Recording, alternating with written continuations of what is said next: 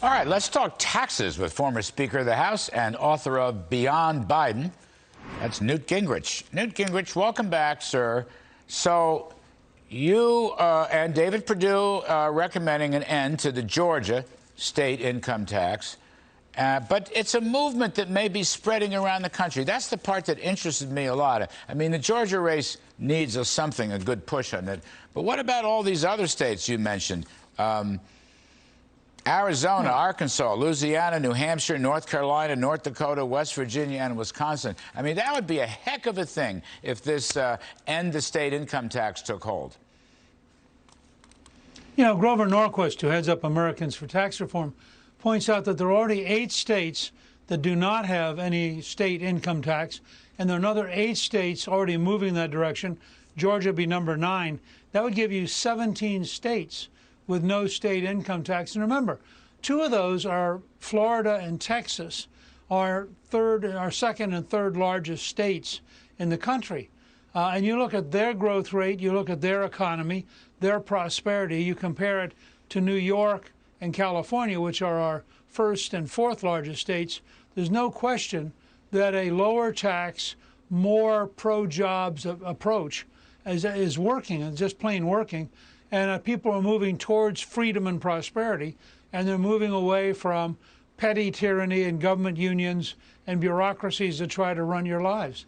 So I think this is an issue that Lee Zeldin, for example, could pick up in New York State. It's an issue that candidates across the country can pick up, something that Glenn Youngkin's already talking about, reducing taxes in Virginia.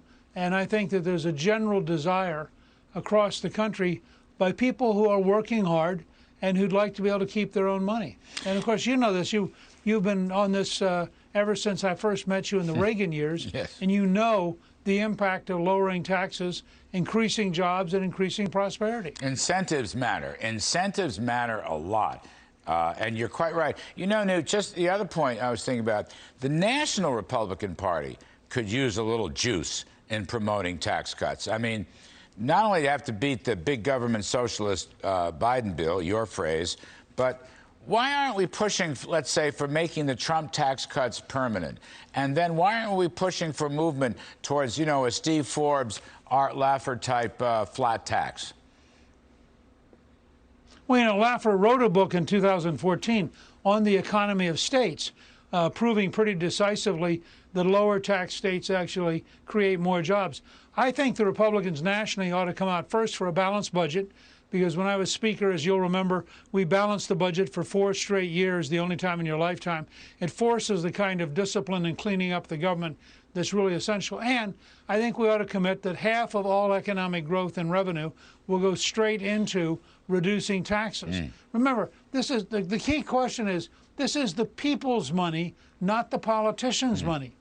And a lot of these states have these big surpluses, and the politicians and their allies, particularly in the bureaucratic unions, really want to spend the money as though it belongs to them, but it doesn't belong to them. Yep. It belongs to the people of those states, and the tax cuts ought to return that money back to the pockets of families. Thank you, Newt Gingrich, for those thoughts. I'm going to follow through Good to on be them. with you. Thank you, sir.